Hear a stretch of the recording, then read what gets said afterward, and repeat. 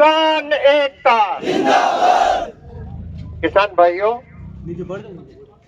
सही है, ये किसानों की जो मांग है और किसानों का जो आंदोलन है और जो किसानों की परेशानियां हैं और जो वर्तमान में जो हालात पैदा हुए हैं उनके कारण जो परेशानियां बढ़ी है, उसके लिए आप लोगों का और हम लोगों का चिंतित होना बहुत स्वाभाविक है। और इन परेशानियों को से कैसे निजात मिले, इसके लिए मजबूती से आवाज उठाना भी आपका और हमारा दायित्व है।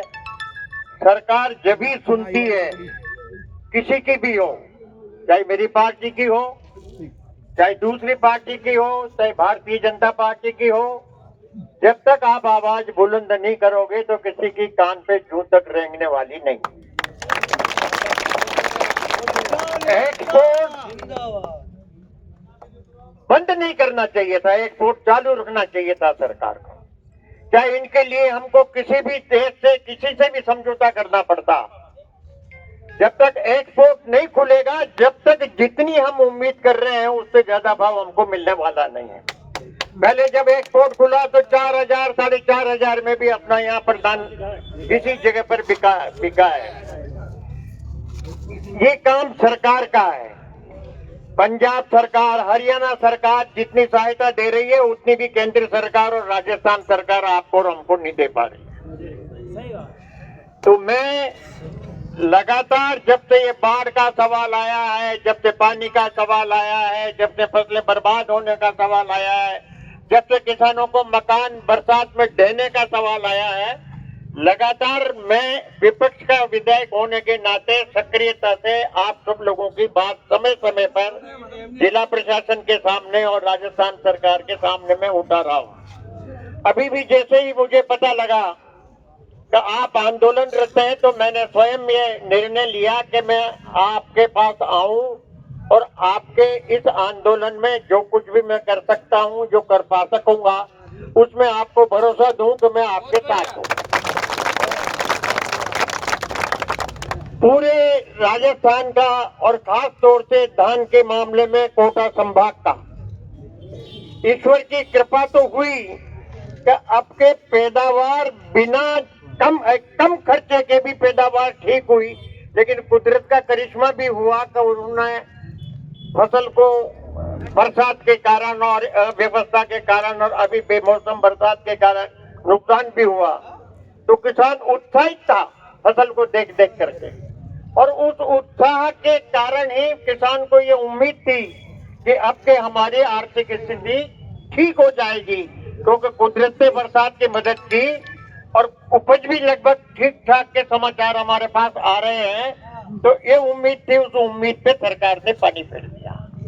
तो मैं तो आपको इसी बात का भरोसा देता हूं कि मेरा राजस्थान प्रदेश का नेतृत्व है, चाहे वो पूर्व मुख्यमंत्री अशोक गहलोत हो, चाहे सचिन पायलट हो, चाहे हमारा कांग्रेस का अध्यक्ष डोटासर साहब हो, पूरी राजस्थान की कांग्रेस आपके साथ खड़ी मिलेगी, इस बात का मैं आपको भरोसा देता हूं। और सभी लोगों से, सभी जनप्रतिनिधियों से भी मैं निवेदन करता हूं, प्रार्थना करता हूं कि इसको राजनीतिक जामा न पहनाए, इसको किसान आंदोलन ही रहने दें।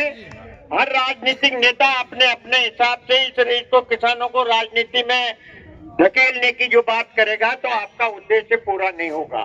तो मैं तो अब भी चाहता हूं कि सब साथ दे, भारतीय जनता पार्टी का सांसद भी दे, विधायक भी दे, सरकार भी दे, कांग्रेस का भी दे, अन्य पार्टियों का है तो वो भी दे, संयुक्त रूप से किसानों के साथ लगे। और जो नहीं लगे वो किसानों के साथ, आम जन के साथ गद्दारी करता है। आज पूरी रीढ़ की हड्डी देश की अर्थव्यवस्था के लिए अगर कोई रीढ़ की हड्डी है तो सबसे ज्यादा पूरे देश में जो अर्थव्यवस्था को सुधारने का जो काम करती है तो वो किसान की अर्थव्यवस्था करती है। अगर किसान नीचे गिरा तो देश की अर्थव्यवस्था नीचे गिर जाएगी। इसलिए सरकार को खुद को सोचना चाहिए, चिंतित होना चाहिए। मैं तो आपको लंबी चौड़ी बात नहीं कह करके एक बात का भरोसा देता हूं, मैं तो अपने स्तर पर सरकार का ध्यान आकर्षित करने की पूरी कोशिश करूंगा, आवाज उठाऊंगा। विधानसभा तो आएगी अभी फरवरी में, 3 महीने बाद, तो इतना लंबा इंतजार तो होगा नहीं।